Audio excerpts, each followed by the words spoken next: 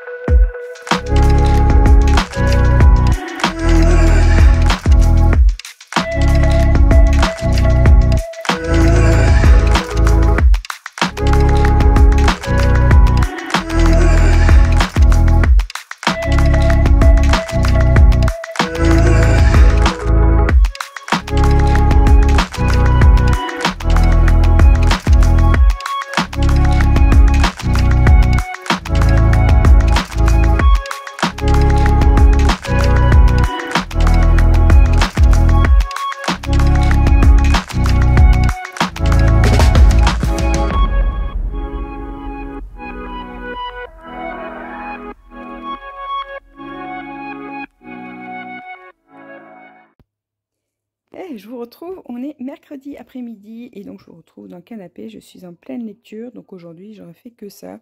C'est une journée très chaude, donc du coup j'avais pas très envie de m'activer, donc c'est l'occasion de bouquiner.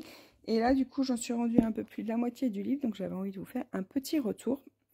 Donc sur Perfect Match. Donc petit résumé vite fait, donc c'est un livre qui a parlé de la science. Et cette science qui va vous permettre de trouver votre âme sœur et être sûr de vous construire un avenir serein. L'objectif, c'est ça. L'histoire se passe en 2100 et quelques, je ne me rappelle plus. Donc, on est vraiment dans le futur. Et ça projette bien l'idée que l'on se fait du futur où on n'aura plus de contrôle sur la technologie. En gros, c'est ça. Et au niveau de l'amour, on est vraiment dans ça. Vous n'avez plus de libre arbitre. Alors moi, personnellement, je ne suis pas contre l'avancée technologique. Hein. Par exemple, on a l'émission Mariée au premier regard. J'aime beaucoup regarder parce que je trouve ça génial de pouvoir trouver une compatibilité. Mais ça vous laisse votre libre arbitre, c'est-à-dire que si le courant ne passe pas, vous passez à autre chose. Et puis voilà, c'est juste une aide supplémentaire pour les personnes qui ont envie de rencontrer l'amour. Là, on est dans le même principe, mais vous n'avez plus du tout votre libre arbitre. Vous n'avez pas du tout le choix. Si vous êtes compatible à 50% avec la personne, eh ben, vous êtes obligé de vous marier et de construire votre vie avec cette personne, sinon vous êtes considéré des hors-la-loi. Donc là, on va suivre des personnages. Donc on a Elliot qui est en couple avec Ashton depuis son plus jeune âge. Et au moment des tests, ils se rendent compte qu'ils ne sont pas compatibles et du coup, ils sont obligés de mettre un terme direct à leur relation parce que sinon c'est dehors la loi et voilà, ils n'ont pas le droit de se côtoyer.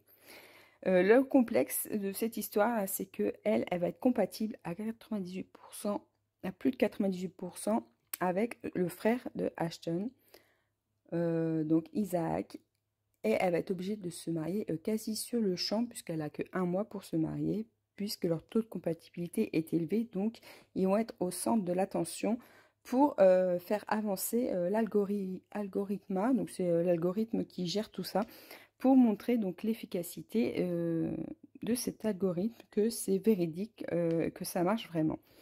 Donc tous les deux vont faire semblant de vivre ensemble, enfin ils vont vivre ensemble, mais en public ils vont faire semblant d'être un couple heureux et normal.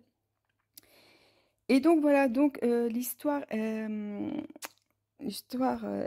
plutôt pas mal, j'ai envie de dire. J'ai vraiment envie de savoir comment vont évoluer les personnages.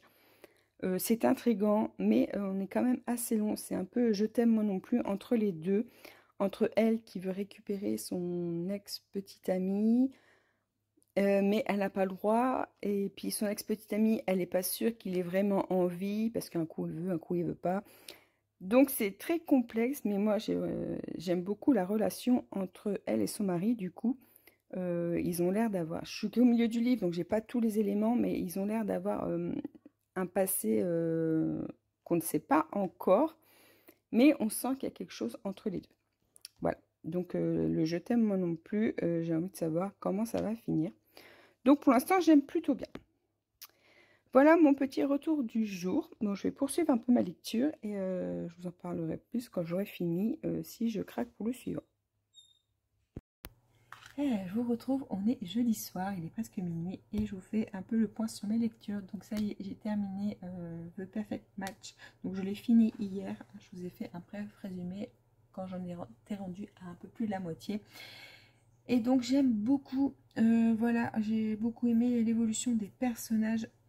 Je ne vais pas vous en dire trop pour éviter de vous spoiler, parce que après, comme là maintenant je connais la fin de l'histoire, il ne faudrait pas que je vous en dise de trop. Donc clairement j'aime beaucoup, je vais acheter le suivant parce que j'ai envie de lire la suite. Il y a pas mal de rebondissements et voilà, c'est une très bonne lecture. Donc c'est un gros pavé quand même, mais franchement c'est une bonne lecture. J'ai trop hâte de lire le suivant du coup, qui sera The Perfect Love, il me semble. Oui c'est ça, The Perfect Love. Je vous cache parce que ça c'est la fin de l'histoire. Et voilà, donc sans plus tarder, j'achèterai le suivant dès que j'irai à l'espace culturel. Voilà pour ça, du coup j'ai choisi ma lecture suivante en attendant de pouvoir lire la suite.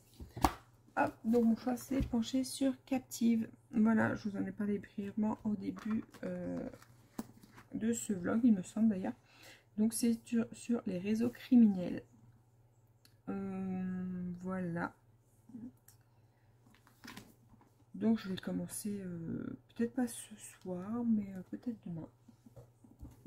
Et petite surprise du jour, j'ai réussi à colo un petit peu aujourd'hui. Et j'ai fini celui-ci et j'ai fait la page d'à côté.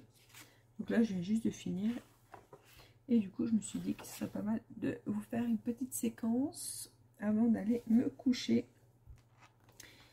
Voilà, j'essaierai de mettre en couleur celui-ci et je pense que pour ce mois-ci, on sera pas mal niveau colo et j'aurais fait que du mystère et je vais faire une petite pause les prochaines semaines, je pense. On verra, à moins que j'ai envie de colo plus. Mais pour l'instant, voilà, j'ai pas très envie de faire plus de colo que ça, donc je me dis que il est peut-être temps de faire une petite pause et de poursuivre mes lectures parce que je suis à fond dans la lecture en ce moment. Donc voilà, donc je vous laisse sur ces quelques mots et on se retrouve un peu plus tard. Et je vous retrouve, on est dimanche et aujourd'hui ça va être dimanche lecture.